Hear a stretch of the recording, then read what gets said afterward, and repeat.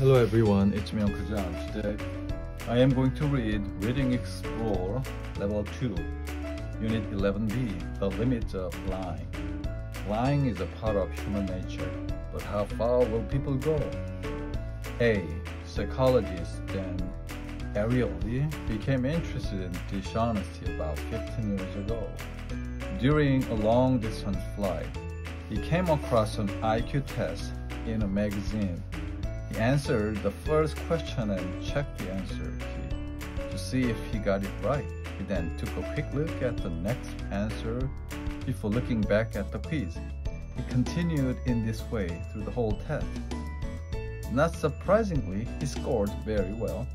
When I finished, I thought, I cheated myself, he said. So why did he do it? Presumably, I wanted to know how smart I am, but I also wanted to prove I am this smart to myself. The experience led RE2 to develop a lifelong interest in the study of lying and other forms of dishonesty.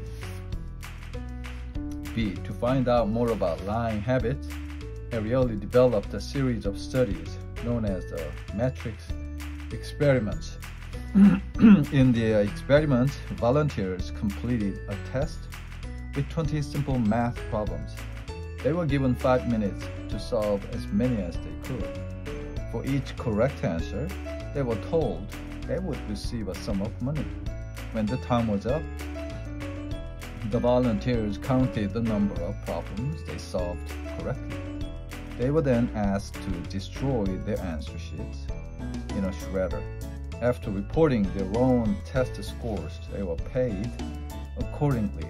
However, there was something the volunteers did not know. The answer sheets were never actually destroyed.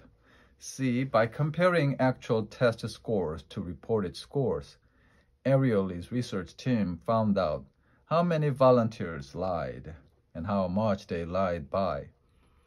The results of the 40,000 people who participated in the experiment, nearly 70% lied about their test score.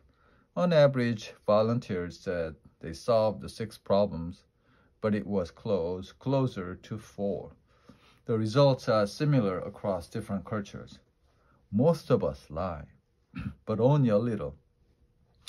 D. The question RE2 finds most interesting is not why so many of us lie, but rather why we don't lie a lot more.